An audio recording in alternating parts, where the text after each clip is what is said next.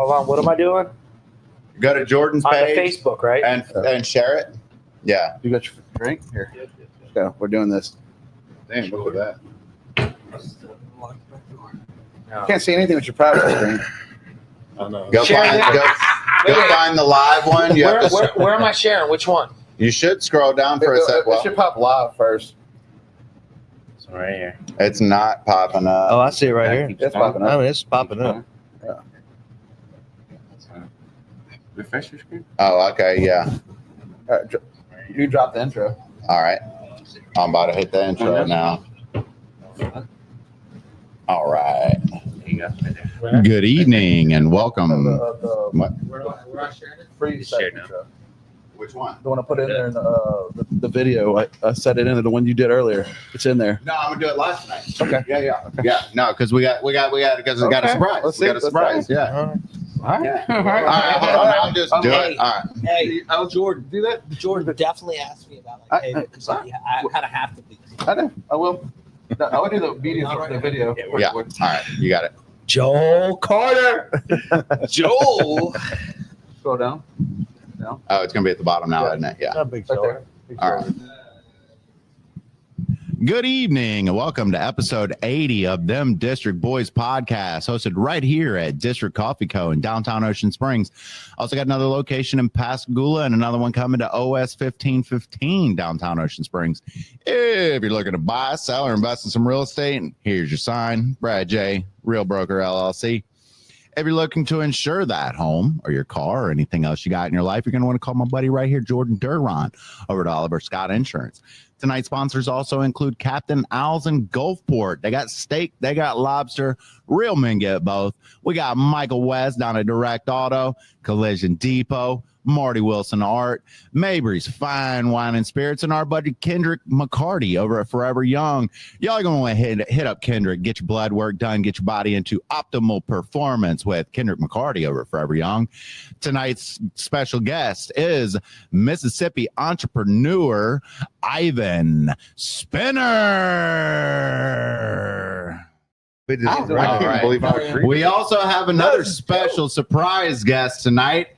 Let me introduce everybody to Senator Joel Carter. Yeah, there we go. Go, baby. The white gorilla's in the house. The white gorilla. We got him. Well, welcome back, Spinner. New timer, first time podcast, Joel Carter.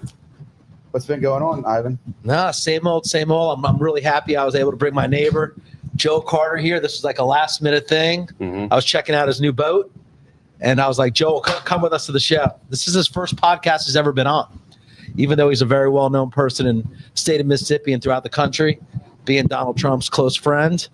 We figured perfect opportunity to get him on here and tell us about the political scandals going on in Mississippi. I don't know about all that. That was quite generous introduction, but look, at the end of the day, politics are very, very toxic right now. I think all of us can agree on that. And right now, the state of Mississippi is in a situation where we didn't pass a budget. So the governor's going to have to call us into a special session to pass a budget, and that's not good. How long does that take? So the governor, whenever he does a special call, he can narrow the call and basically narrow it to what budget items or what bills or whatever it is that he wants.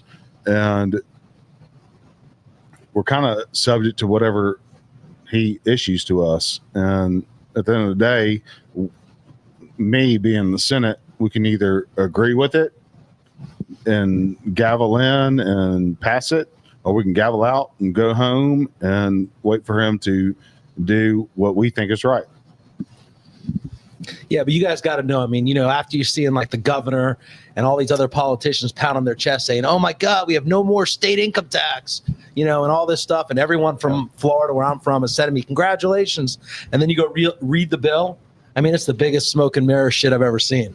I mean, from, we're on the front page of the USA Today, no state income tax. That will never happen.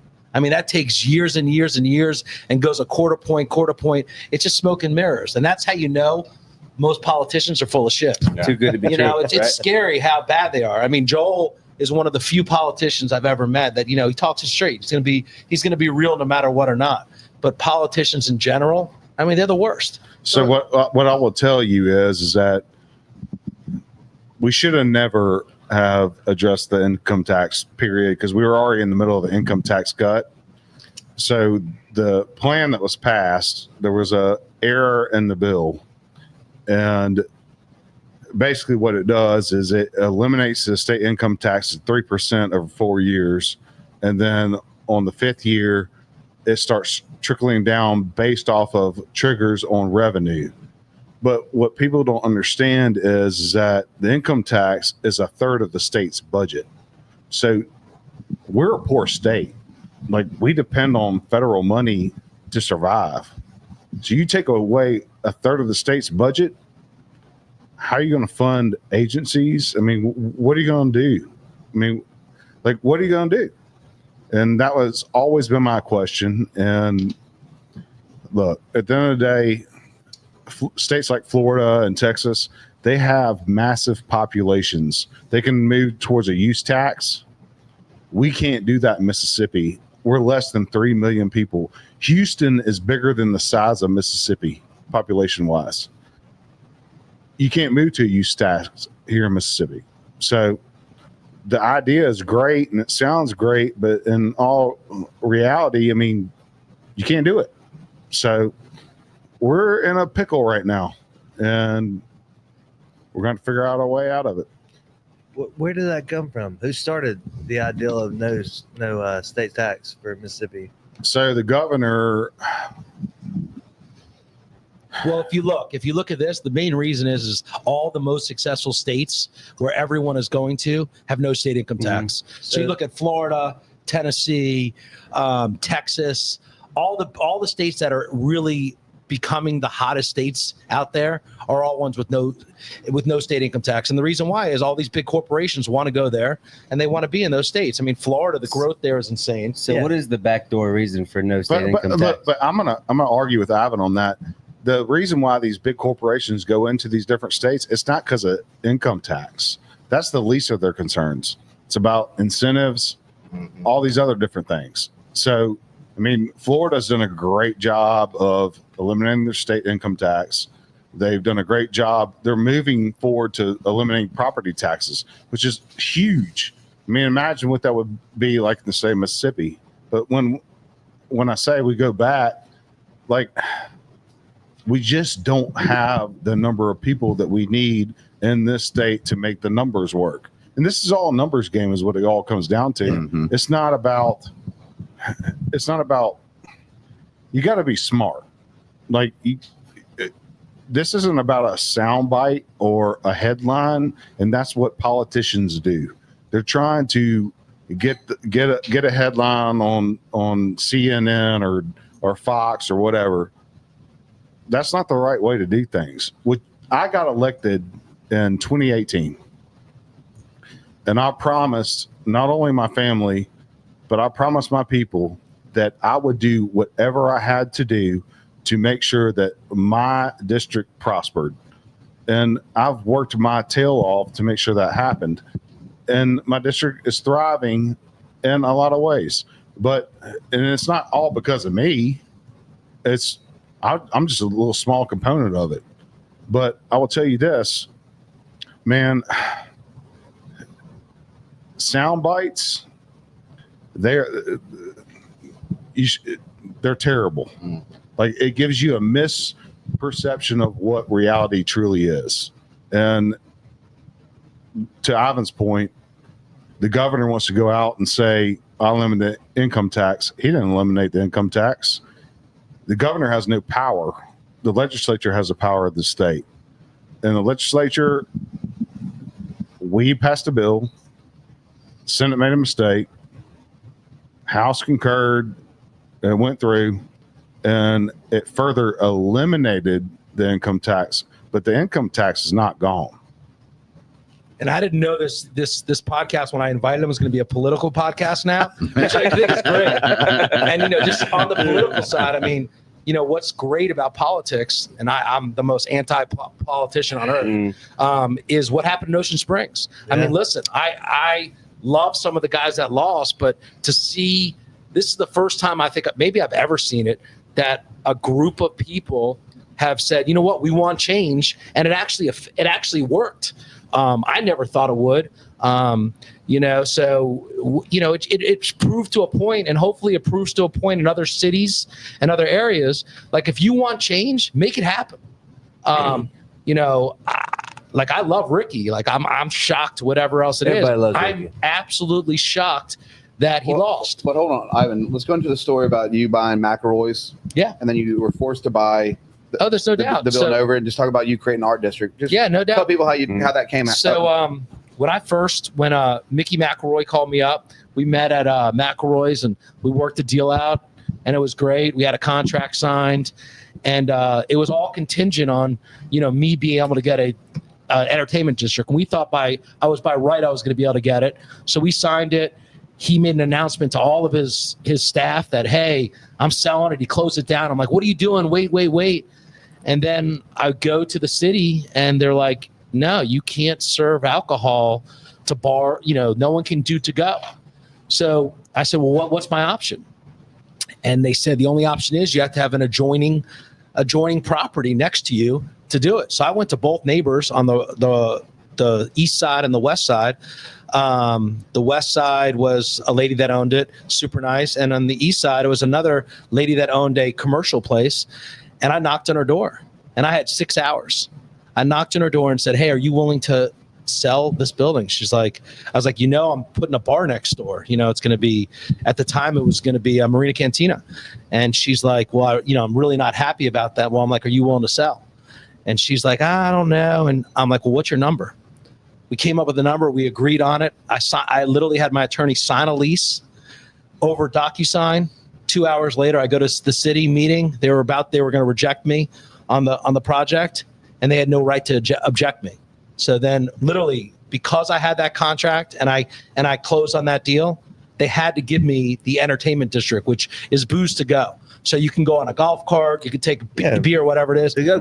So literally, it redeveloped the lines on that property to be able to do it. So on both sides, not only that side where the commercial place was, but on even to the left, Beausarge, her house, that's all now a entertainment district. I think it's called entertainment district. Amazing, yeah. But I mean, they literally, I was handcuffed, and I was calling Mickey saying, "Oh my God, this deal's not going to happen."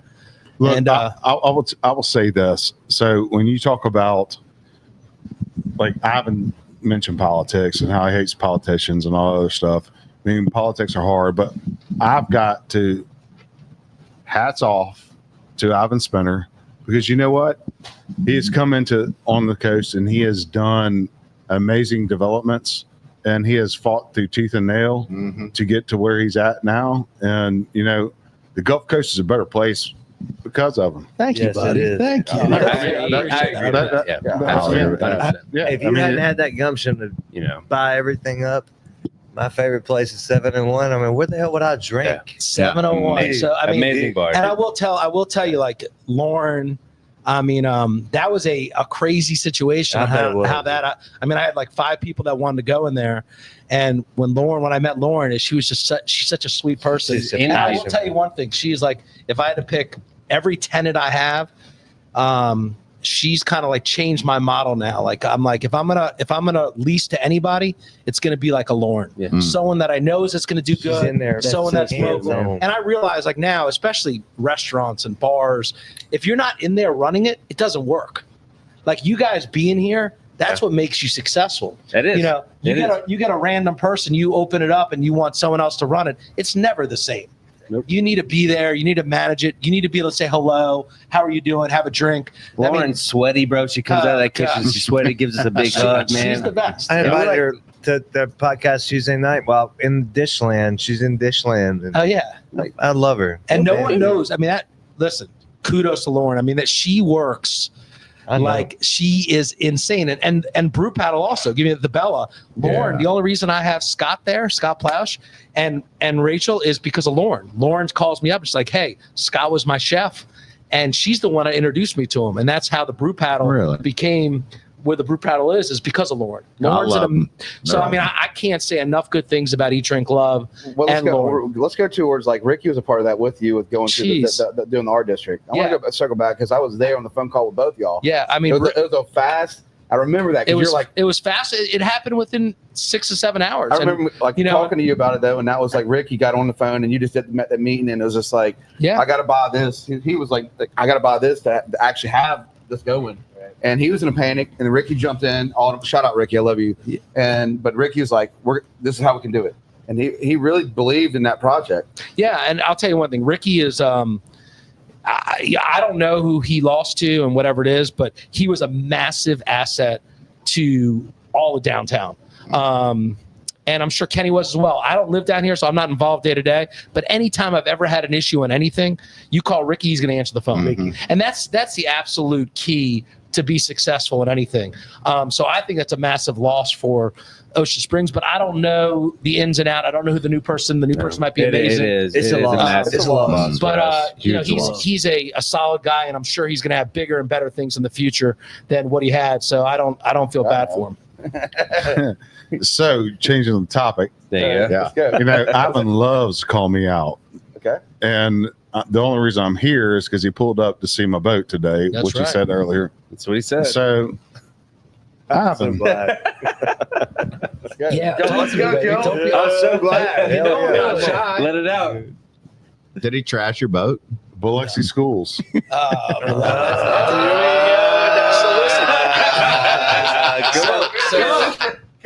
So Biloxi School. This is so obviously everyone probably knows I had the huge issue with Biloxi Schools and the cheer program. I really wasn't going to talk about it. My daughter actually has tryouts tomorrow. So Bella, best of luck tryouts. I'm sure you and the girls are going to do great.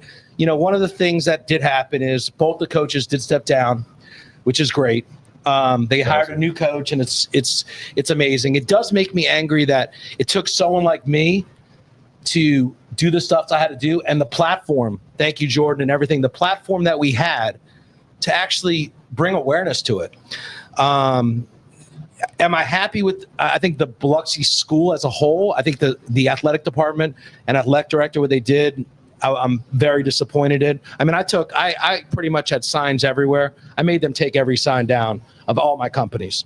I think with the athletic department and the athletic director, and I think the superintendent, I think the school board, I think all they do is care about themselves. I mean, you take a position and you're going to be a teacher or an athletic director or a school board, you need to worry about one person, and that's students, the kids. You can't worry about your friends, who's my assistant or whatever it is. When people do stuff wrong and they're adults to children, there's got to be consequences. And for them to step down, that's great. All right, great. I'm glad they stepped down. But for you as an adult not to be able to show kids what's right and what's wrong and say you're sorry is what made me upset about it. So I don't know what's going to happen in the future, whatever it is, but I'm completely, utterly disappointed in the athletic director, the superintendent, the school board. I think what they've done to the kids is injustice. I know there's been some issues here in Ocean Springs, but if you're going to take a position, you're going to be a teacher, or you need to do it for the right reasons. Well, I can't emphasize on anything that he's saying, but I will tell you this: as a father that has been a single father raising 4 children, I've got a 9-year-old at home. I do have an amazing fiance that helps out a lot, but I was the first one to do this in the state of Mississippi. And again, I'm not trying to get accolades or anything like this. Yeah, but you are. Yeah. Oh yeah, come on, get him. Congrats. Great job. Great Hey, job. look, we love you. We love So- you. Come on. Our Lady of Fatima School has a school safety system now to where all the teachers wear lanyards to where if there's an active shooter scenario, they can hit a button. It sends text alerts. Immediately, it identifies where the shooter is in the school. And then after that, I did it in Gulfport High School, which is that's a big project. So look, I empathize with what you've got going on because I love my kids. Yeah. And I've done everything I can to protect my kids. And look, you got to do what you got to do. Yeah, listen, I mean, I'm all about, as everyone knows, I have a saying, it's FOE. I got it on my wrist with my boys. I'm all about family over everything.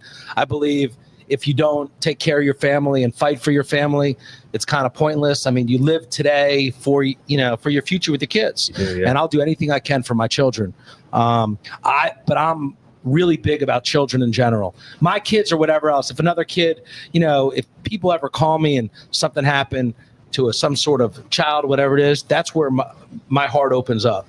Everyone's got problems in life, but the one thing I hate is when something happens to a child. And Ocean Springs is a perfect example. You guys have had a couple really bad instances with children, the school system, whatever it is. I mean, that breaks my heart because we need to do better. I mean, kids in general. What do you do with this bullying, man? Like, how do you stop this bullying and shit? Listen, when we were kids, we all bullied. We got bullied, but it was different because when we got bullied, you got bullied with no cameras or no social media. It's brutal. Yeah, I mean, social media all makes of a sudden, it worse. Me and you get in a fight, inside. and I whoop your ass or you whoop my ass. I walk home with a black eye and no one sees it. No one sees it. Nowadays, just lie about it. Nowadays, you lie. Me and you get in a fight. Usually, when I was a kid, you got in a fight. Your best friends the next day. Yeah. Now it's all over social media. Oh my God, I whooped his ass. It gets brutal forever. I'm going to go on record as saying my first cuss word. It all starts with an ass whipping at home. Yeah, I agree. Whenever we stop doing that is whenever, social media. When did we stop? I didn't stop.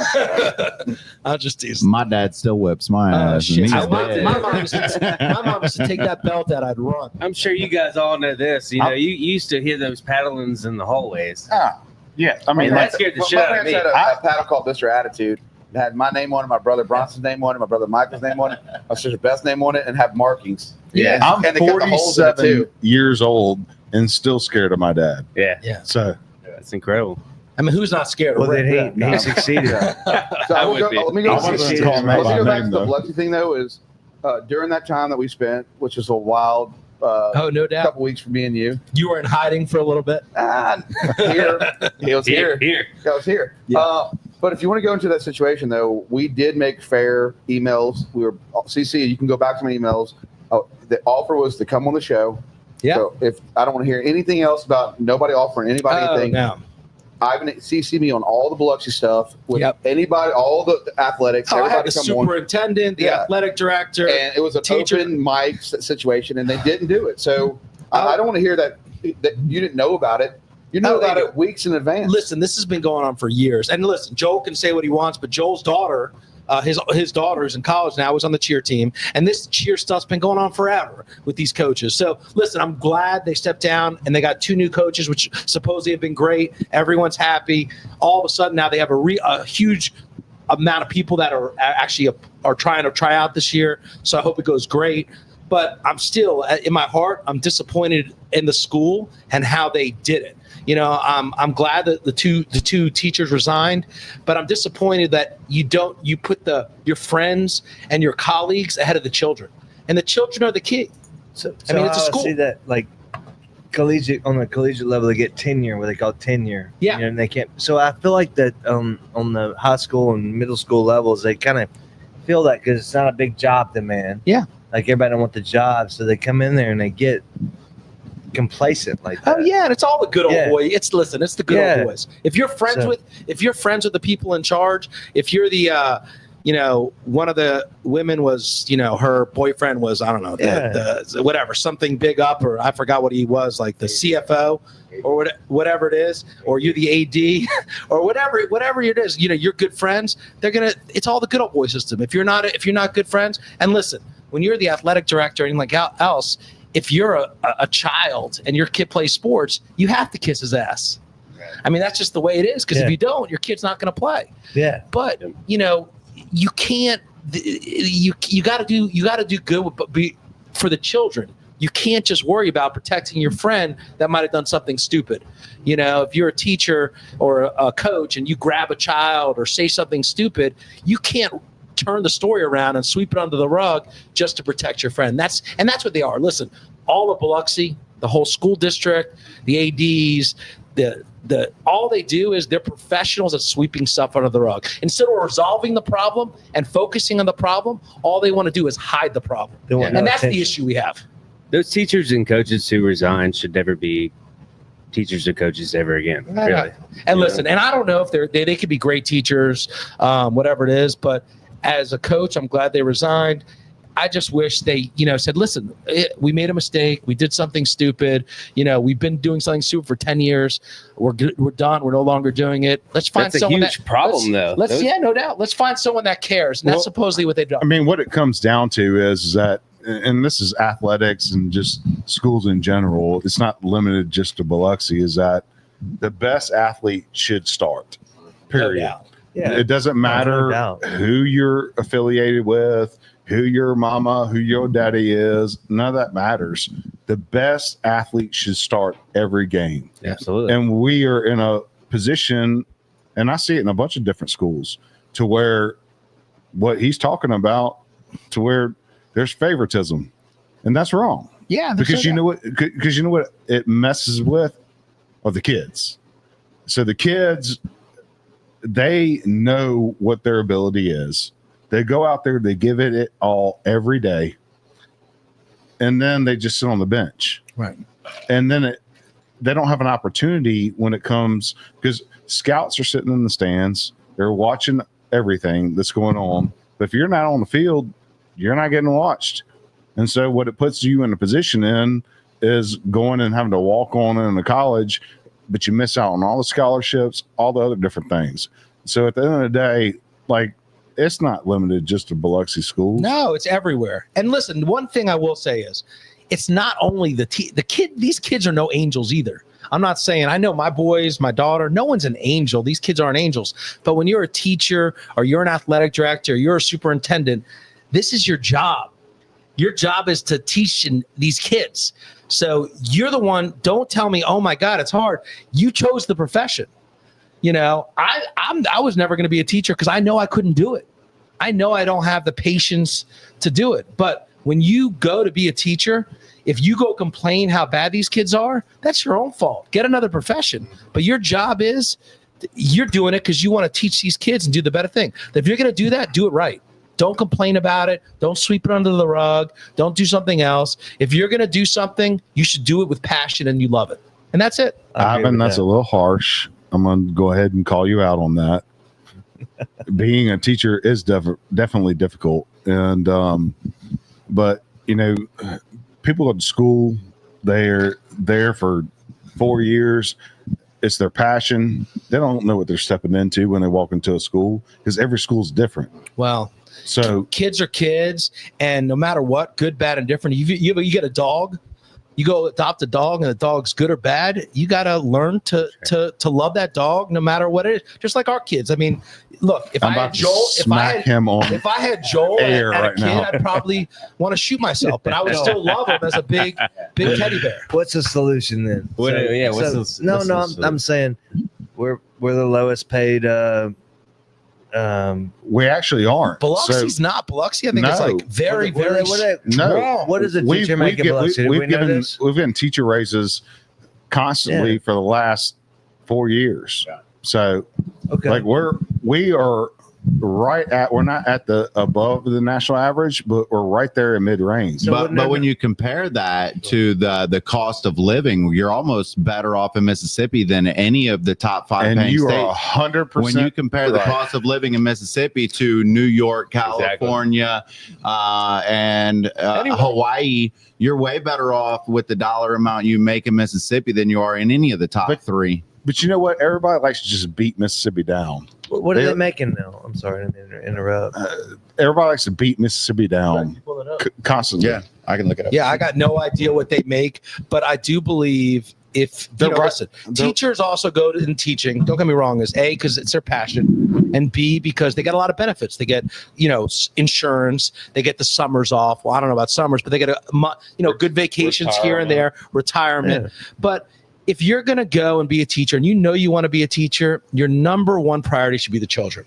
No ifs, ands, and buts. I mean, that's what you're going 100%. for. That's your passion, right? And if you can't handle a ninth grader or a 10th grader, go be a kindergarten teacher. If you can't handle a kindergarten, go be. But you got to do what you want to do.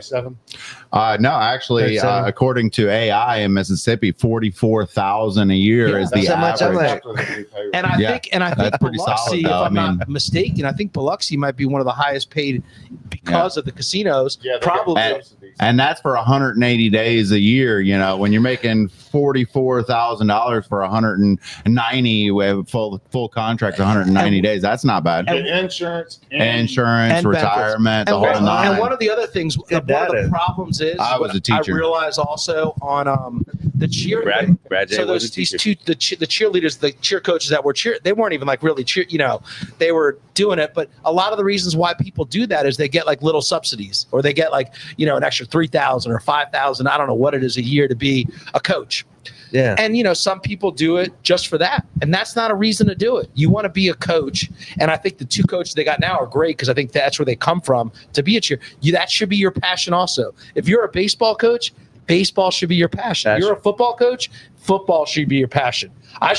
Listen, the band director, their band should be, that's what it's about. Mm-hmm. You shouldn't be coaching stuff just for the extra $2,000 or $3,000. To me, that's wrong. No, you do it for the summers off, right, man. So let's spin it to Joel. Why'd you get into politics? I don't know. So I mean, so there's a story. So back in 2017, Sean Tyndall is my predecessor. He was appointed to the Court of Appeals by Governor Bryant, and he came to my office at the time when I was in real estate, and he was like, "Hey, I need to talk to you." So we sat down. He's like, "I need you to run for my seat." I was like, "What are you talking about?" He's like, "I need you to run for my Senate seat." And I'm like, "Man, you've lost your mind." 45 minutes later, I was running for the state Senate. So, I mean, it's been a great journey. Like I have been able to do so much. I mean, I've had a relationship with the president, still do, a relationship with a bunch of governors throughout the Southeast. I mean, it's been a wonderful ride, and it's not over yet. So, and you never know what the future holds. So,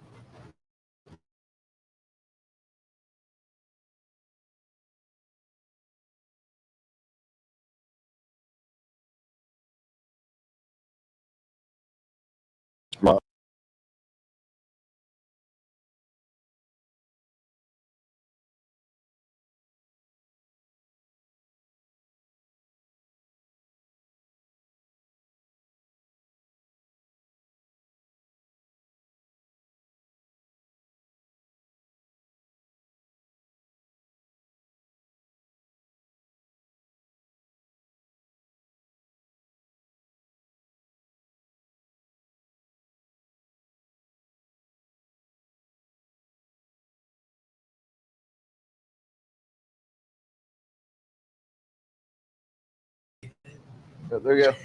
All right. And I believe we're back, boys. Yes, sir. All right, cool.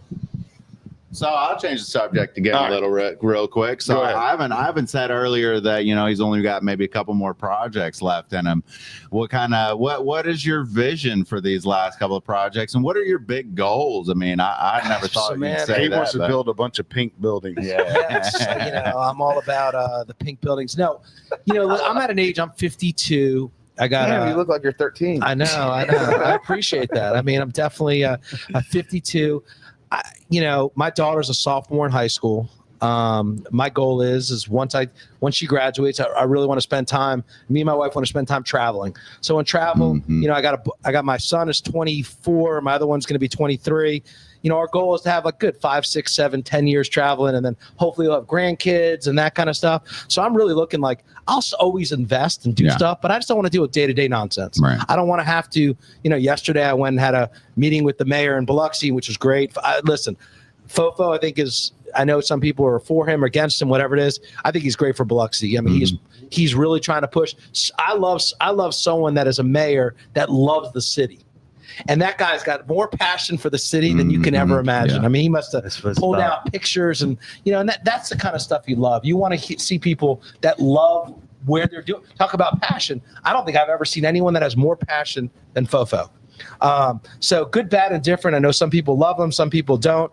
I'm a big supporter. When he ran the first time, I didn't know who he was, and I actually was backing someone else. That's why I try not to back politics anymore. But he loves Biloxi, and he'll do everything. You can write me a check. Yeah, I've written you a check every time. But and one of the only reasons he's one of the only few politicians I still get involved with, because Joel, I will tell you about Joel, is when usually people get into politics and they become where Joel's at and have that, they kind of like almost diss you or ignore you.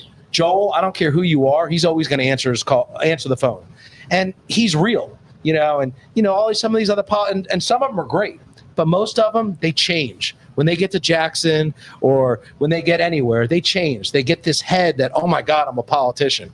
Like I look at them like, oh my God, you're a joke. Because just because you think you're a politician doesn't mean shit. I mean, if people know me, and most people don't, and they think they do, I could give a fuck if you're a janitor or you're the CEO of a company. I'm going to treat you the same way. I'm going to talk the same shit to you if you're doing my yard or if we're doing a $10 million deal together. I don't care. And, that's one thing. Joel's very similar. Joel, you could talk shit with him all day long. Well, first off, we're going to need a Clorox wipe for his mouth with all those cussing words that he came out Cussing is like the new positive thing. It's a positive. Well, you don't, but he. Yeah, and I apologize. Sign of intelligence, if I offended anyone, I apologize. No, but look, I will tell y'all. Sorry, I'm not gonna apologize. I will tell y'all, it was beaten in my brain from day one to be humble. My dad preached that to me my whole life: is be humble. Like nobody is better than you. It doesn't matter how much wealth you amass, how much you accomplish. None of that matters at the end of the day. Like what matters is when you go home, if your house is in order. If your house is in order, you've got nothing. You can have all the money in the damn world. It doesn't matter. So humility is what's gotten me to where I am now. And that's why I stay below the radar. You don't see any headlines on me except for the Asian Baroon thing. That was not a good thing. Let's talk about you being on Twitter one time. It got a group chat where somebody's talking shit to you, which is not a cuss word, I don't think. Yeah. But and then you were like, "You want to throw hands?" And that was a flag vote. You said that? Yeah, yes. Dude, I know. It went, my group chat went, they were like telling him, Sometimes violence is the answer. But that's different. Like when you start personally attacking me, then Yeah, but I got so many group, like it was that right when it hit, my phone was going ding, ding, ding, ding. I said, your boy Carter's, I'm probably going to vote for him. I was like, well, he said about to throw hands. I'm like, okay, I like it. Keyboard Warriors don't deserve it. It was over the flag vote. So that was a difficult vote when we decided to change the flag. We did it for multiple reasons, a lot for economic development. I mean, you've got that rebel flag on there. It upset a lot of people. I got attacked viciously on social media, and everybody has a point to where you're just like, I'm done. I was gonna say another word, but I'm not gonna say it. And so one particular individual kept on doing his thing, whatever, and I said, you know what? You don't want these hands. And that's his hands aren't that big, and he's really not that strong. He's a big guy, but his hands are kind of small. I actually had hands put on me over that same flag debate. Me and a buddy were drinking, and he's actually running for a city council position right now, and I fully endorse him still to this day. He's a good buddy of mine. But we were talking about it, and I was like, you know what? I actually agree with you. And he thought I was joking with him, but I was like, no, I agree.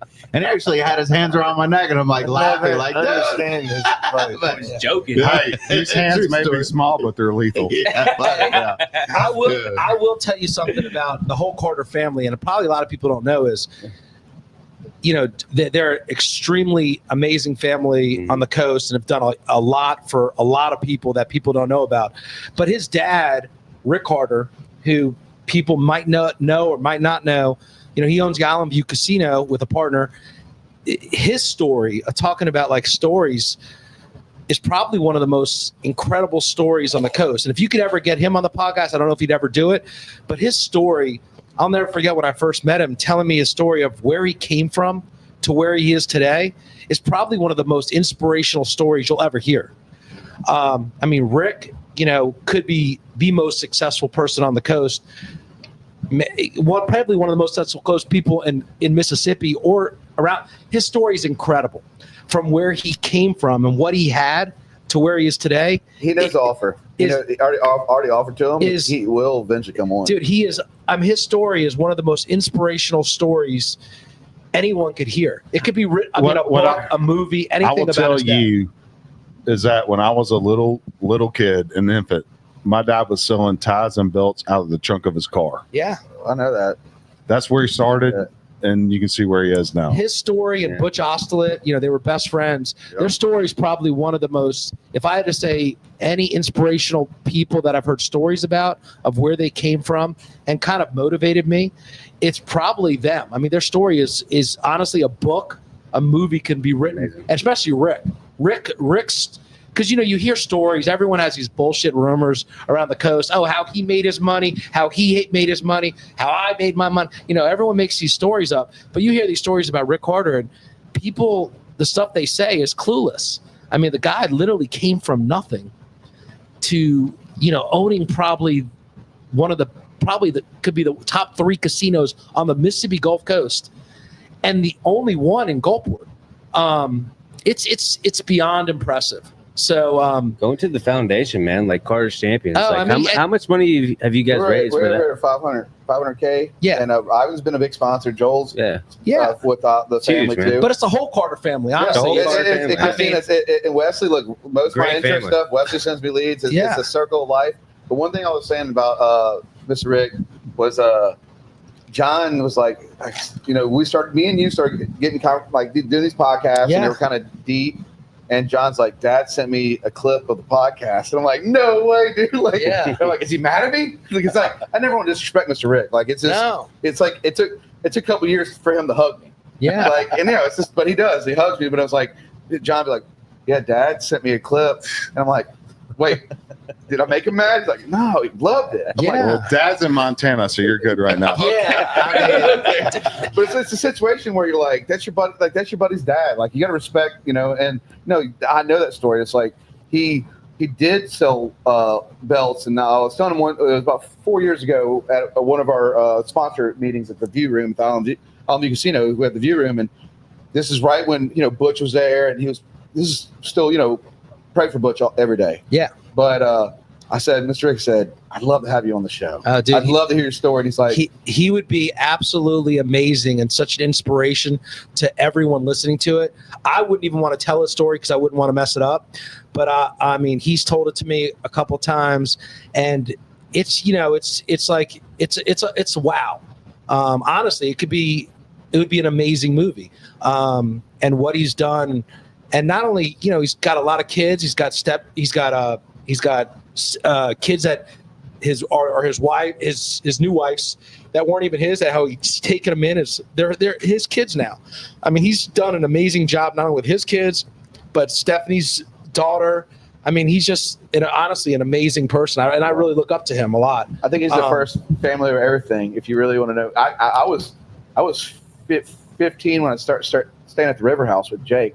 Jake worked at Abercrombie & Fitch. Jake, where you at? I was there.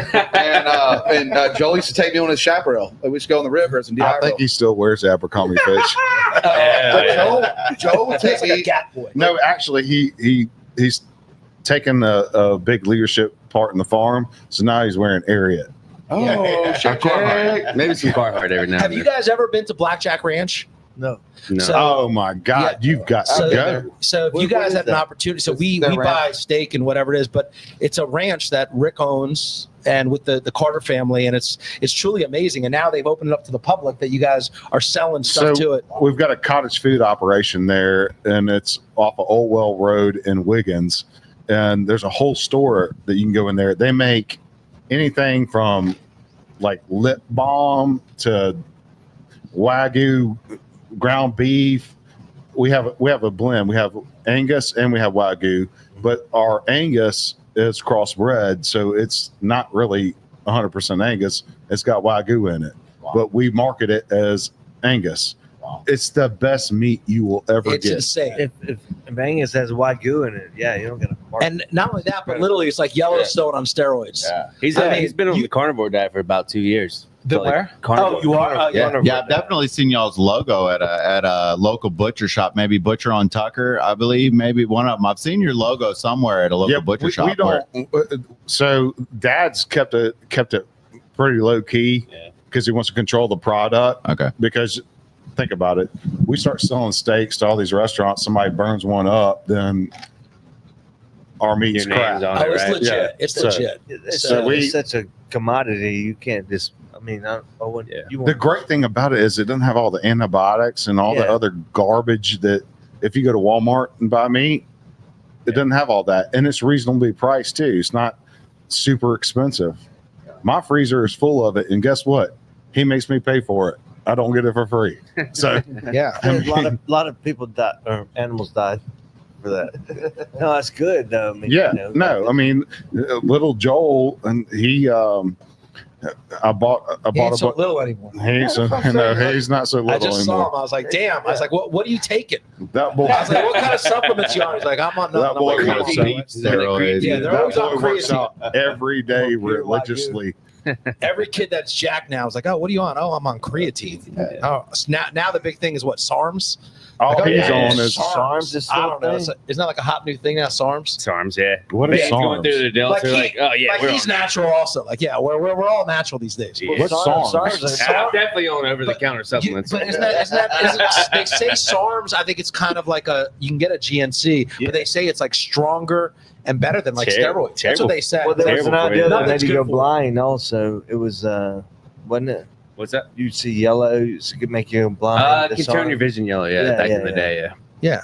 Well, that doesn't sound like that's very healthy for you. I'd rather eat. It's not from Forever Young or one of our sponsors. Yeah, we're not promoting anyone. Real quick, Do not take let me promote this real quick. I got to drop this in. So April 19th, 2025. This year we got Shandy Fest. Starts at 11 a.m.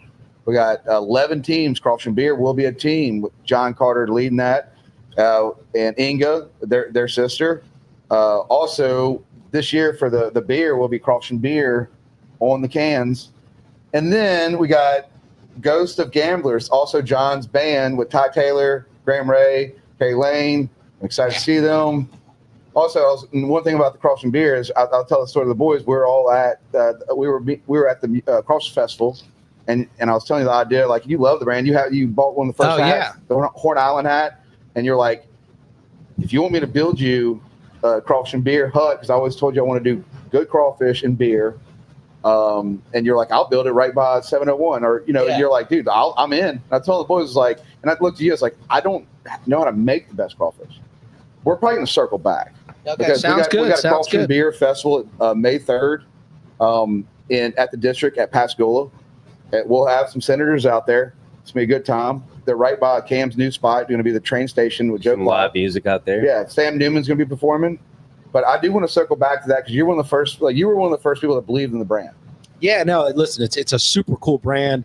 The merch was great. I think it's something. You have something there. It's right there now, though. It's all. I know. I'm talking to these district boys right now about my new project in downtown Biloxi. Let's go. We might be able to do something there. I am excited. I can't really talk about it now because I haven't even gotten approved yet. But I am looking to do something I think going to be neat. I met with Fofo and them, but it's that will be like podcast number 62 I've been on. So let's go. Only one podcast. I only go one Matthews. You I only go. Matthews. I did do Ricky. Look, I want to put this plug in since you mentioned it. I'm very, very proud of my siblings. Like Century 21, they're knocking it out the park. They've expanded to New Orleans. They're in Mississippi. They're in Alabama. And then what John has done with Carter's Champions is amazing. And I appreciate you holding his hand and going through that journey together. I love holding hands, those pink dresses. You two love it. You two I think it's a love and fight. I think me and John, like, we get in situations where we're talking today. It's like, now me and John, it's more for us a game with sponsorships. Like we had lunch with me and Ivan at Tavi's. I'm like, Ivan, I need $2,500. He's like, I asked for $5,000. He goes, I'll give you 25. So you just work the relationships, and me and John, got your situation, and I'm grateful for our board. I think John Carter, though, is like that friend that's like always believed in the podcast, always believed in me. Even as I grow, we're still always together, and we make this rule where it's like, you're not doing TV without me, I'm not doing TV without you, and it's we stick together, and it's like, and why is he not here then? Well, because he didn't know you hopped on. If you want to know his brother, he'd be here quick. Listen, no one knew he was coming on. I know, but I will tell you that John Carter. I mean, I can't. He's about as good as you can get as a person, and what he's done for Carter Champions is unheard of. I mean, it's probably, I would imagine, the most philanthropic thing going on the coast. I know George Lacatas got me to do something, and I think the money's going to Carter's Champions, like Shucker for, I don't even know what it is, but George, I know I got a meeting next week, and I'm willing to do it. But the only reason I'm even doing it, I asked him, I said, if you're going to do this cancer thing, I said, I'm already committed to Carter Champions. He said, it's funny because all the money's going to Carter Champions. That means a lot to me. And, awesome, and also Con Life. It does. Con Life. Thank you so much. We did a thing where I had them on the podcast. Remember that? Yeah, and they killed it for y'all. 16 pounds in 4 days because $1 a day to the hospital. Yeah. They planted 100 pounds. We're about to drop 100 pounds a week. Carter's Champions F Cancer. And we sold out. It's like a North Face jacket. Huh? I'm just about 10 minutes. Yeah. Hey, and everyone knows I'm super loyal. So I tell anyone, if anyone says, hey, Ivan, I want you to do this leukemia stuff. Not that I'm against it, but I'm 100% committed. And if anything with cancer, I'm doing it with Carter Champions. Writing a check? Yeah, you like writing a check straight to the hospital. There's no doubt. I mean, if you look at what John has done, that money is going here to local people, and it's 100% of the money. You know, and people don't realize you give money to charities. Sometimes you might give $1 to a charity, and 2 cents or 10 cents goes to them. I know my money is going to the right place. It sucks because it costs us a lot of money, and that's people like, and the more we grow with it, and I think I'm telling you, we got some big acts coming. The Pink Dress Run this year, we're gonna bring in a lot of, because we've got money from these dispensaries. It's a whole different game changer now. Like, shout out to Jersey Mike's too. That was huge. We had a big Saturday. Or March 26th, we had a huge day. And me and John were sitting there like just taking it back because our first year we raised $8,000. And they make some great sandwiches, by the way. Mike's way, right? Yeah. We got time for a couple of. I was if y'all don't mind, I was going to tell y'all my favorite Trump story. Y'all want to hear it? Yeah, okay, sure. all right. Go as long as you want to. It's not the one with the tariffs that are going on right now. That's helping. It has nothing to do with tariffs or the stock market. So let's go. So it's been. So I spoke in 2018 for him whenever he was campaigning for Cindy Hyde Smith at the Coliseum. I'm gonna tell y'all what. That was the most terrifying moment of my life. You walk into a Coliseum full of 10,000 people, and you've been elected official for what, 6 months? Mm. It was tough, but I got through it. But long story short, get through all that. We go and Trump International in Palm Beach and play golf with him and Lindsey Graham as a fundraiser, whatever. Well, Trump played in the group in front of us, and then we played with Lindsey Graham. Well, our score tied at the end of 18 holes. And so we walk in there, and Trump gets up at the podium, and he says, Trump's course, Trump wins, and took the damn trophy. He should. Can you imagine anything different from Donald Trump? No. That's the story. You should have known better going into it, on the table, so I took it. Pointless. You should have known that. Miss one putt, Joe. You should have known better, dude. I should have. There's no doubt. It was pretty nice though, walking into the locker room and having your name on the locker. You got some questions for us? Yeah. So, well, we got one person that said Joel's story begins with Lobster Fest. So. Well, if you like that story, you can tell us more about that later. But we got one question for both of y'all. We've got a fellow builder over here. He says, I have a question for both of them. I'm in the construction industry. Most jurisdictions have become increasingly hard to deal with in regards to getting permits approved. Gulfport is outsourcing the plan. I'm sorry, I got lost. Is outsourcing the plan review board. review. Building codes vary from city to city, county to county. There isn't any continuity from city to city. Permits are taking several months to get approved. I know Ivan has expressed his frustration in the past. What can be done to encourage these different cities and counties? Leadership. Yeah, I would say exactly what Ocean Springs just did. You Vote for guys, your local you auditor. guys want? Yeah, if you guys agree with that, and I couldn't agree more. I mean, Gulfport is absolutely horrendous. I won't do another project there right now. Now they're trying to get new leadership, and I think it's happening. But what Ocean Springs did, not that I'm for who they got out of, but if you believe stuff is going wrong, bad, you gotta change the course. And Gulfport's horrible. I mean, listen. One of the reasons why I say in 2 years I want to be completely done is the frustration as a developer or a builder is incredible.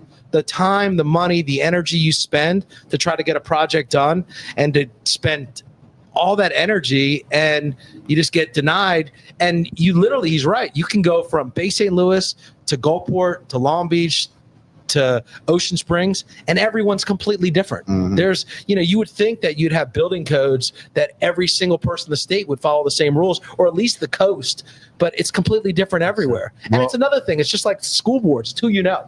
Look, I feel you, and I understand your frustration, but I will tell you this, so Hugh Keating is actually my godfather. Yes, and that's why I said change. Yeah, so he'll be the incoming mayor, I firmly believe.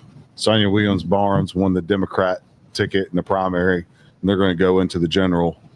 But I'm pretty confident that he's going to pull it through.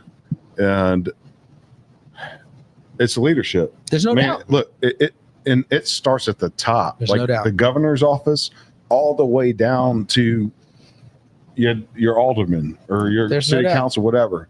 What I have found through my journey in politics is that local politics are worse than state politics. It's crazy. Yeah. So it's so territorial. It's just none of it makes any sense. The only way to thrive and grow is revenue. That's it. But if you're going to constantly stop progress because of whatever reasons you have, I'm not going to put them on air because I know what the reasons are, but the city's not going to grow, and we're going to continue just to be stagnant. We're not going to grow. It is what it is. You're looking at a man right next to me, not from here, has come in and has invested millions and millions of dollars in this Mississippi Gulf Coast. He didn't have to do that. He's not from here. Yeah, and one of the things, and I appreciate that, and I'm not from here, but I've been married 26 years now, and been here for the last 30 years, back and forth, and moved here 16 years ago.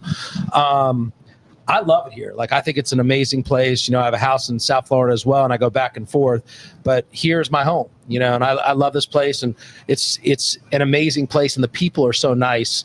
And I believe the opportunity here is massive. I believe it's hard to replicate. If our water was blue, I mean, this place would be off the charts. I mean, I found there's technology out there to make the water blue. What I'm saying is, one of the biggest problems we have in Mississippi is we don't have any big corporations with high-paying jobs. If we could get technology companies, because we got a lot of bright people down here, kids, and we lose them. They leave, or they lose them, or they'll be satisfied working for a small engineering company. If we could get some large, high-paying jobs out here, this place could blow up. So let's spar a little bit. So you talk about tech jobs, right? Yes. So we're building data centers right now in the state, right? Right. So it creates a bunch of jobs whenever you're constructing them, but it doesn't employ hardly anybody after it's done. So the problem we have on the Mississippi Gulf Coast is hurricanes. Nobody wants to invest because of hurricanes and insurance. Well, we can go down a whole different rabbit hole if you want to talk about insurance. Yeah, but you guys say that. I mean, you can go north of the interstate, right? You can go Woolmarket area, north of the interstate, Lorraine County, all that stuff. Hurricanes really don't have an impact that much in those areas that you could do stuff. There's stuff that you can do off 67 and other areas to build. You can entice companies, but you need to entice them. You need to give them incentives for a company. Let's say an Intel, a Microsoft, an Amazon, a Meta. I mean, just so many companies. NVIDIA. You get companies say, we want you here. And you don't charge them taxes for 25 years. Who cares? But get high-paying jobs to the coast that these kids coming out of college want to come here. Well, I think the cost of living here is an incentive to a lot of I mean, if you told Tesla, if you told Elon Musk, hey, look, we want to get you down here in South Mississippi, I think when you showed him the cost of living and how much less he could pay his employees and how much better their lives would be, I think Mr. Joe 100%. Carter here could probably get Elon Musk to bring a Tesla factory down there. What we're missing is manufacturing is what we're missing. We don't need data centers, all the other stuff. So I'm chairman of energy in the Senate. And the biggest problem that we have in our state is power generation. I've been working on small modular reactors for 2 years. Tennessee appropriated, I don't want to lie, but it was $20 million. It may have been more for site development. And guess what's happening? They did that 2 years ago. Guess what's happening right now? They're building them in Tennessee. We missed the mark. And it's like we always miss the mark. Like, we have got to get it together. We got Buc-ee's. And they're actually, I'm with you on the energy. They're actually paying. They're paying better than most people down here. I know, but I'm with him on the 100%. He's just fucking with you. Yeah. But we did get Buc-ee's. Yeah. But Joel, you're right about that. And I'll give it So we have to have forward thinking in the state if we're going to move it forward. Yeah. Otherwise, we're going to be where we're at, and we're never ever going to change. Yeah. We have a beautiful Mississippi Gulf Coast. So much potential down here, but everybody's got to get it together.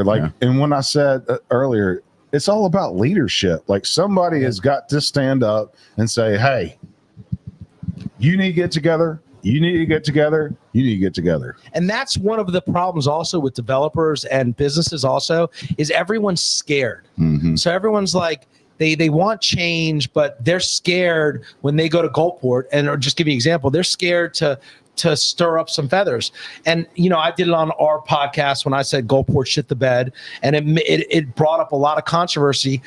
And, Billy Hughes. Podcast is going to go the same way. No, but I'm saying it's brought up a lot of controversy. And, I got a call from the mayor and stuff. And I explained to him my situation. He understood it. And that's one of the reasons why the building department has changed. But when you have issues like this, you need to either get a group together and you need to explain the issues. Yeah. But by not saying anything, just to hopefully they'll do something for you, isn't going to happen. Yeah. You need to actually express the issues that are happening, especially if you're willing to invest dollars in an area.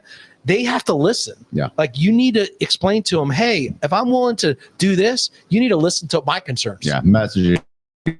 If you're talking about leadership, so very important, obviously, and you talk about Save OS, it just kind of dominated the whole regime here, I guess.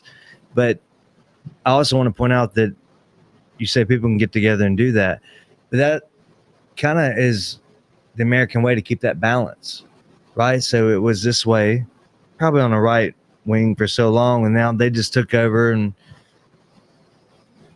I like the balance of it. I'm upset about it because I sure as hell do not agree with most of their policies or do nothing policies. But I appreciate the fact that it keeps that balance. Same as it did on the national level, 2020 went all the way left. And then 2024 went all the way right. That is a system that works. I will tell you it always was supposed to. Yeah. All you have to do is look at Baldwin County, Alabama. They have this event every year called Gumbo. And they have every mayor, every city councilman, the governor's there. Last time do I know? I'm sorry. Go ahead. Last time I was there, Senator Katie Brett was there. They all come together for one vision. Like, we talk about this one coast. That's bullshit. It is bullshit. Total bullshit. There is no one coast. Like, right. Until everybody starts working together, there's no one coast. But I've seen it firsthand in Baldwin County. And if you go down to Gulf Shores and you go to Orange Beach and all that, everybody works together and they are knocking it out the park. And it's not because of the damn water.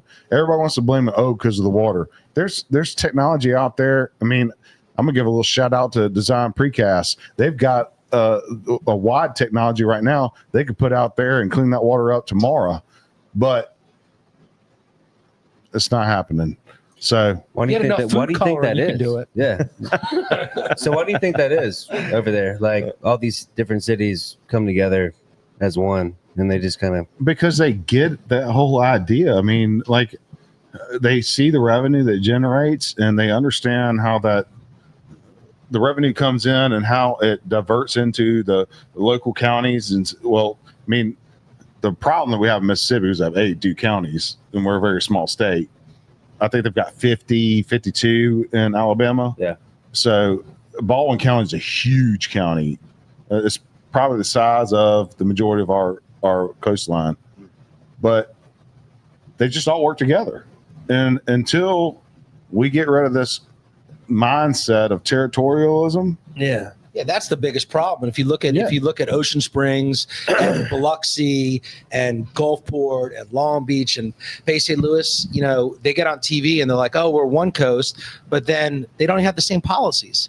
I mean, if you want to be one coast and you want to be a developer, you want to be able to develop in Bay St. Louis, Biloxi, Long Beach. I feel like Ocean Springs and Bay St. Louis are polar opposites. They should be next to each other. There's no doubt. They're doing 100%. great. Those guys have killed it. Yeah. And I will tell you one thing.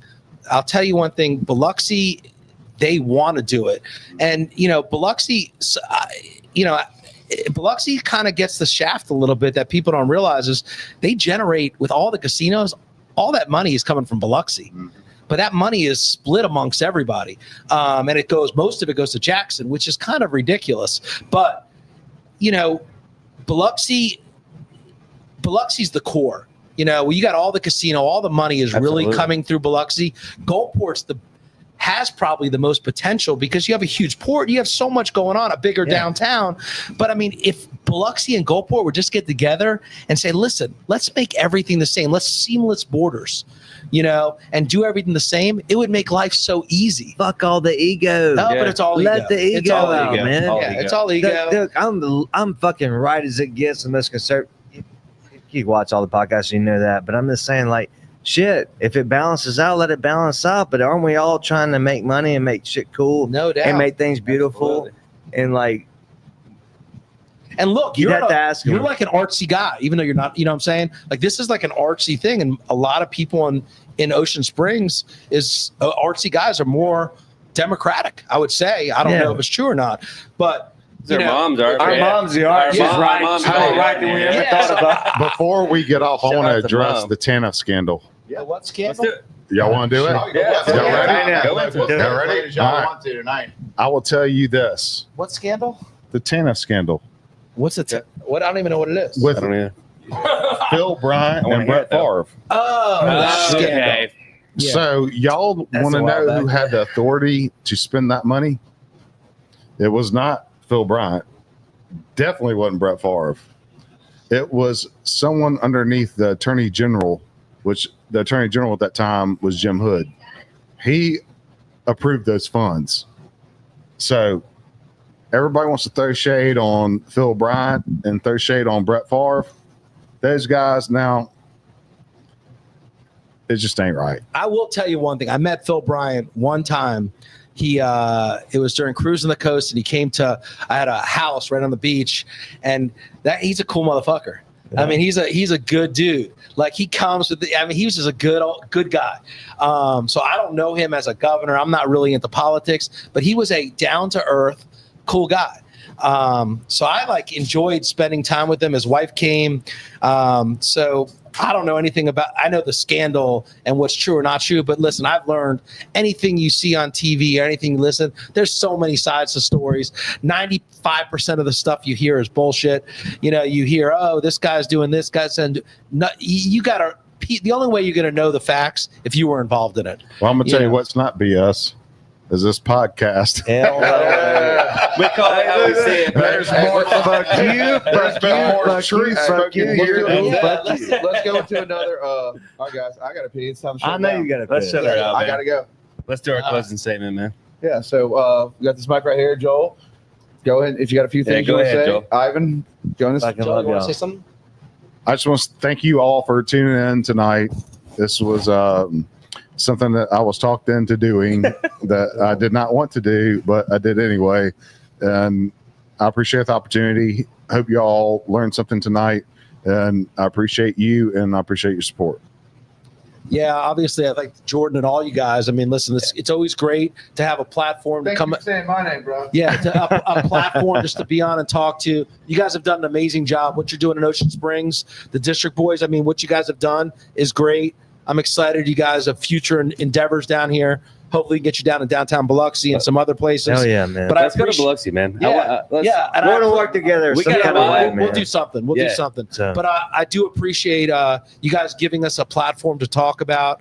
I 100%. didn't want to talk about the Biloxi thing, but it came out. I'm got sorry, to. my wife. I'm sorry, Kelly. This is a no bullshit podcast, Yeah, this and is we a like no to speak our bullshit. minds. Yeah, and I think it's great. I think it's great. Everything you guys are doing is great. No matter what side political views you have. Yeah. I'm a Republican, but I'm good with. I believe on both sides. I'm kind of in the middle. We're all Republicans. But No, I just want listen. I want people to do what it is. I want to see better for the coast, better for Ocean Springs, better for Biloxi. I want to be able to go to places that I enjoy. So anything I can do to kind of help that out, I'm willing to do it. So I just want to thank you guys for everything you're doing. Thank y'all. We Cheers to love that, you. brother. We love you. Yeah. Thank you so Be much. safe. No, appreciate y'all. Yeah, no. Senator Carter, a pleasure. How you See get you, it? man. I'll get it. Great pod. Yeah. Appreciate y'all. You're the You're the man. man. You're the All man. right. Signing